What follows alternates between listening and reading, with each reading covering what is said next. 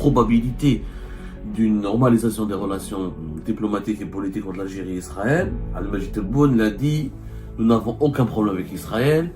Dès que Israël reconnaît l'existence d'un État israélien, nous établirons des relations diplomatiques avec Israël. Et nous n'avons aucun problème à reconnaître l'existence d'Israël en tant que pays, en tant qu'État. En réalité, il y a une grande hypocrisie autour des relations avec Israël. L'Algérie, dans les années 80, dans les années 90, dans les années 2000, elle a entretenu des échanges et des liaisons non officielles, discrètes et secrètes avec Israël. Je vous raconte un peu d'histoire, l'histoire qui n'a jamais été dite et enseignée aux Algériennes et aux Algériens. L'Algérie n'a jamais hésité à contacter les Israéliens, à dialoguer, à négocier avec les Israéliens, à nouer des contacts avec les Israéliens. Une délégation israélienne est venue à Alger pour négocier l'ouverture d'un bureau de représentation à Alger. Un bureau de représentation d'Israël à Alger, composé de 5 Israéliens. Ce groupe de visiteurs a été reçu à Sidi Bel Abbès, à Marnia, à Constantine et à Alger. Les 5 Israéliens, ils ont même rencontré à l'époque les responsables de plusieurs ministères, dont des généraux de l'armée. Et l'objectif plus tard, c'était de permettre à Israël d'avoir une ambassade en Algérie et que l'Algérie reconnaisse Israël en tant qu'État, en tant que pays indépendant. La déclaration choc d'Abdelmajid Tebboune dans l'entretien fleuve qu'il a été publié par le quotidien français L'Opinion concernant une probable possibilité, la probabilité d'une normalisation des relations diplomatiques et politiques entre l'Algérie et Israël a fait énormément de bruit. Abdelmajid Tebboune l'a dit, nous n'avons aucun problème avec Israël. Dès que Israël reconnaît l'existence d'un État israélien, nous établirons des relations diplomatiques avec Israël. Notre seule préoccupation était de permettre aux Palestiniens d'avoir un État et d'être indépendants. Et nous n'avons aucun problème à reconnaître l'existence d'Israël en tant que pays, en tant qu'État. C'est une déclaration très forte d'Abdelmajid Tebboune qui a choqué, qui a interpellé, qui a bouleversé, qui a bousculé, qui a fait beaucoup réfléchir. En réalité, il y a une grande hypocrisie autour des relations avec Israël. Les Algériennes et les Algériens, on leur a toujours fait croire que leur pays a diabolise officiellement, effectivement et publiquement Israël tout le temps, et qu'il n'y a jamais eu de relation avec Israël, et que l'Algérie est l'un des rares pays dans le monde et sur la planète qui a toujours refusé d'avoir des relations avec Israël. Ce qui est totalement faux. Totalement faux. Totalement faux. Il y a eu des liaisons à maintes reprises entre l'Algérie et Israël. Il n'y a pas eu de relations, mais il y a eu des échanges et des liaisons. L'Algérie n'a jamais pu ignorer totalement Israël. Même si l'Algérie a combattu militairement Israël en 1967 et en 1973 aux côtés de l'Égypte, de la Syrie et des autres pays arabes qui étaient impliqués dans les deux guerres israélo-arabes, l'Algérie, dans les années 80, dans les années 90, dans les années 2000, elle a entretenu des échanges et des liaisons non officielles, discrètes et secrètes avec Israël. Pour une raison simple, c'est que Israël ne peut pas être ignoré sur l'échiquier économique, technologique, militaire, sécuritaire, mondial. Tu ne peux pas ignorer Israël. Il y a eu toujours des relations. Tous les pays du monde, les pays qui aspirent à jouer un rôle important sur la scène mondiale, les pays qui ont des atouts économiques importants, les pays qui aspirent à se développer, à un moment donné de leur évolution, sont confrontés à des intérêts israéliens, à des enjeux israéliens ou à des acteurs israéliens. C'est inévitable. Je vous raconte un peu d'histoire, l'histoire qui n'a jamais été dite et enseignée aux Algériennes et aux Algériens. Durant les années 80, l'Algérie a entretenu des liens avec Israël. C'est pas moi qui le dis, c'est l'ancien ambassadeur d'Israël en France, Ovadia Sofer. Ovadia Sofer, en 1999, en juillet 1999, a fait des révélations fracassantes. Il avait raconté à la radio nationale israélienne que Israël et l'Algérie ont eu des contacts secrets dans les années 1980, qui ont repris il y a plus d'un an à révéler à la radio nationale israélienne, donc l'ancien ambassadeur de France, Ovadia Sofer, l'ancien ambassadeur d'Israël en France. Lors de ces rencontres qui se sont déroulées à Paris, les Algériens ont essayé en vain de convaincre Israël de reconnaître l'OLP pour parvenir à un règlement de paix au Proche-Orient. C'est M. Sofer qui raconte dans un compte rendu publié par la radio israélienne nationale et qui a été repris par plusieurs médias arabes, dont le grand quotidien libanais L'Orient le Jour, qui est le plus grand quotidien francophone du Liban. Selon cet ambassadeur israélien à Paris, en France, c'est un ancien ambassadeur israélien en France, les contacts ont été suspendus jusque lorsque Shimon Peres a quitté le ministère des Affaires étrangères, à la suite de la défaite électorale des partis des travaillistes israéliens en 1988.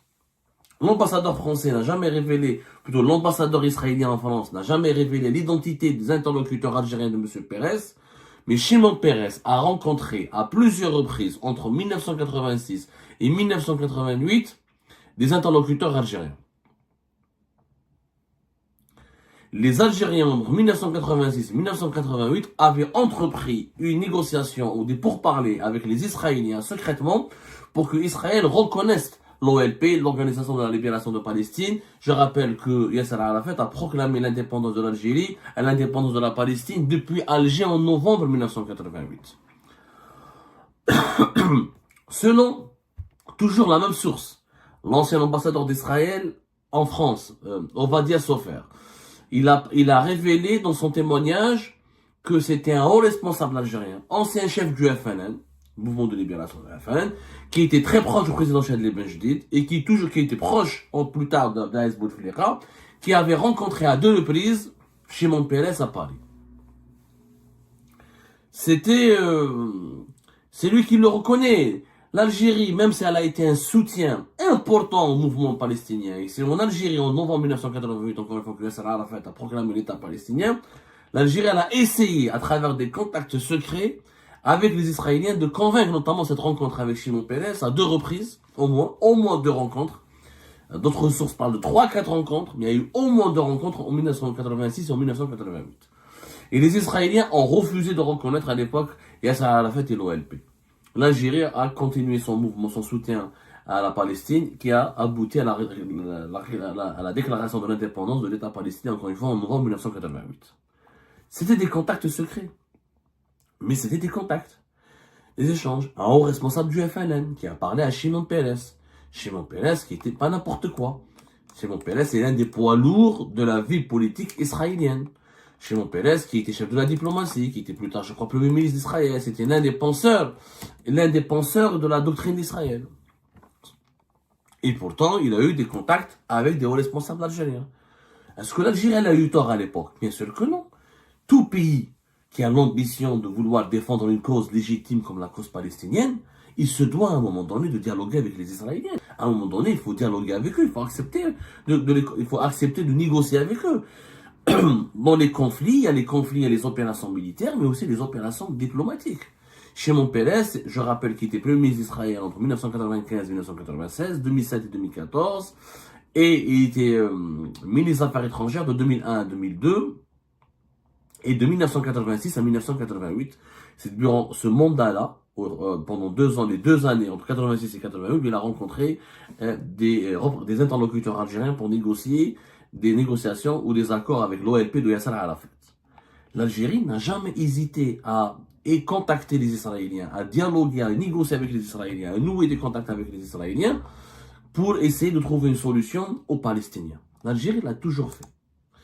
Mieux encore, en 1999, dès l'arrivée de Bouteflika au pouvoir, les Israéliens se rapprochent de l'Algérie et Bouteflika essaye de jouer le rôle de médiateur et de régler la question palestinienne en proposant un accord aux Israéliens. D'ailleurs, ce que très peu d'Algériens et d'Algériens savent, c'est qu'en 1999, vers la fin de l'année 1999, une délégation, il y avait même des négociations, une délégation israélienne est venue à Alger pour négocier l'ouverture d'un bureau de représentation à Alger.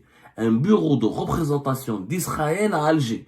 C'était à la fin de l'année 1999. D'ailleurs, Le Monde, à l'époque, il y a un article du Monde qui avait retracé ces pourparlers secrets entre le régime d'Abdelaziz, donc le président Abdelaziz Bouteflika à l'époque, et les autorités israéliennes, composé de 5 Israéliens. Alors, c'était des échanges de visites. La délégation israélienne, elle était venue entre le 15 et le 25 octobre 1999.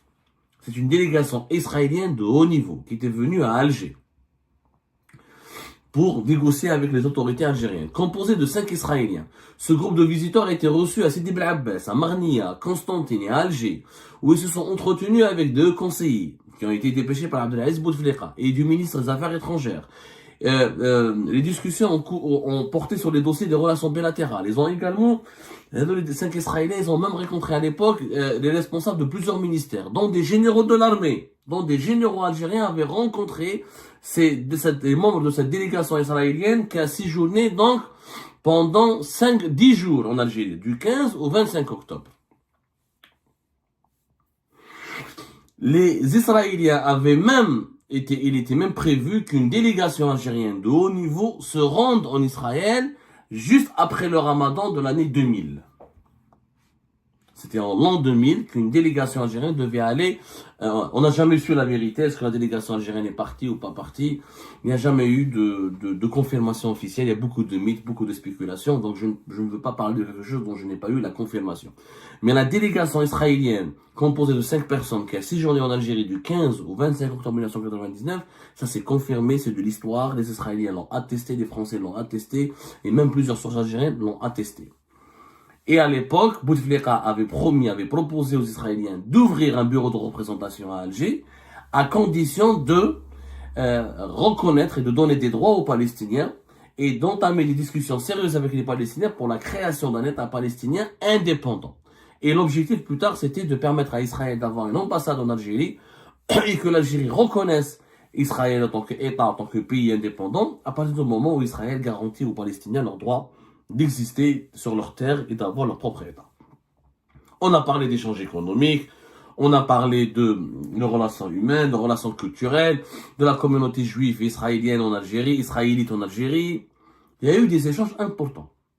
Les contacts n'ont jamais été coupés. Là, on a parlé vers Algérie Pat, le fameux livre qui a été sorti, dont on a parlé. Il y avait une rencontre les années 80, au début des années 90. On avait parlé d'une révélation qui a été faite dans un livre qui a été écrit par Hamid Syed, le fameux Hamid Syed. On avait fait une émission qui a été publiée le 25 août 2024. On a parlé d'un livre qui s'appelle le Hamid Syed de Kabylie à Paris, l'histoire secrète d'un Algérien devenu honorable correspondant. C'est un homme d'affaires algérien qui a joué le rôle de lobbyiste auprès des services secrets français et d'intermédiaire entre l'Algérie et la France concernant la gestion des événements des années 90, la décennie noire, et concernant certains dossiers très chauds et sensibles dans les relations bilatérales entre l'Algérie et la France. Au cours des années, la fin des années 80 et début des années 90, Hamid Syed avait raconté comment en 1994, une réunion a eu lieu à Paris le 25 juillet 1994 entre un haut responsable des services secrets israéliens avec un colonel des services secrets algériens. Et l'objectif était que les Israéliens portent une assistance ou aident l'Algérie à l'époque, gouvernée par Yamin Zerouel. Et Yamin Zerouel avait autorisé lui-même personnellement cette rencontre entre les services secrets algériens et les services secrets israéliens pour identifier les voies de coopération qui permettraient à l'Algérie de mieux lutter contre les mouvements islamistes radicaux qui avaient semé le chaos et qui avaient provoqué de nombreux actes au territoire algérien. Donc, dans les années 80, dans les années 90, comme à la fin des années 90, il y a toujours eu des liaisons et des échanges entre Israël et l'Algérie. Et ces liaisons et ces échanges n'ont jamais été interrompus. Juste, ces échanges et ces liaisons se sont déroulés en toute discrétion, à travers des canaux très secrets, souvent via les services secrets, ou des rencontres qui n'ont jamais été officiellement assumées. Est-ce que l'Algérie a eu tort? Bien sûr que non. Pourquoi? Parce qu'encore une fois, on ne peut pas ignorer Israël quand on veut jouer un rôle important dans le monde d'aujourd'hui, dans le monde depuis les années 70, les années 80, Israël est une puissance économique et politique importante. Il faut savoir, que ce soit dans les technologies d'information et de communication, dans l'industrie pharmaceutique, dans l'industrie militaire, dans les systèmes d'espionnage et de cybersurveillance et de cybersécurité, dans pas mal de domaines scientifiques et technologiques, il est inévitable de ne pas travailler avec des acteurs. Et on ne peut pas, c'est pas possible de ne pas travailler avec des acteurs israéliens. Israël domine les classements de pas mal de domaines d'innovation technologique. Tel Aviv est classé parmi les 5 plus importantes villes au monde en termes d'écosystème pour les startups. Il faut savoir qu'en Israël, il y a 7000 startups, 220 capitaux risques et 300 centres de recherche et développement de multinationales. Les grandes multinationales mondiales ont installé en Israël leur centre de recherche. Il faut savoir que les Israéliens dépensent 4,3% de leur richesse pour la recherche et le développement. C'est le pourcentage le plus élevé au monde. Ce que les Israéliens ont fait en 50 ans, dans la médecine, dans la technologie, dans la communication, dans l'agriculture, dans l'extraction minière, dans l'industrie militaire et de défense, très peu de pays ont réussi à le faire. En réalité, quand tu veux commercer avec le monde, quand tu veux te développer, quand tu veux accéder au savoir, quand tu veux accéder aux technologies, quand tu veux accéder à l'innovation, il est inévitable à un moment donné de parler avec des acteurs israéliens, des acteurs économiques, des acteurs militaires ou des acteurs diplomatiques. Israël compte.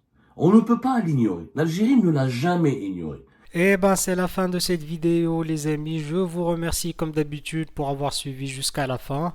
N'oubliez pas de nous laisser vos commentaires et vos réactions sur la vidéo et de vous abonner à la chaîne si vous n'êtes pas encore abonné. Donc je vous remercie vraiment très chaleureusement pour votre soutien à notre chaîne. Nous avons dépassé les 28 000 abonnés et nous avons comme objectif les 30 000 avant la fin du mois si c'est possible ou pendant le mois prochain. Donc voilà, merci beaucoup pour votre soutien et vos abonnements. Et merci aussi pour vos commentaires et vos discussions très animées dans la section des commentaires. Donc, vous n'oubliez jamais de décortiquer bien un sujet sur tous les points qui ont été abordés dans la vidéo et ça fait vraiment plaisir moi-même je ne fais pas de commentaires, je m'appuie sur vous pour que vous puissiez bien expliquer les choses et en faire des discussions civilisées et dans tout le respect possible. Donc voilà, merci beaucoup et à la prochaine dans une nouvelle vidéo. Au revoir.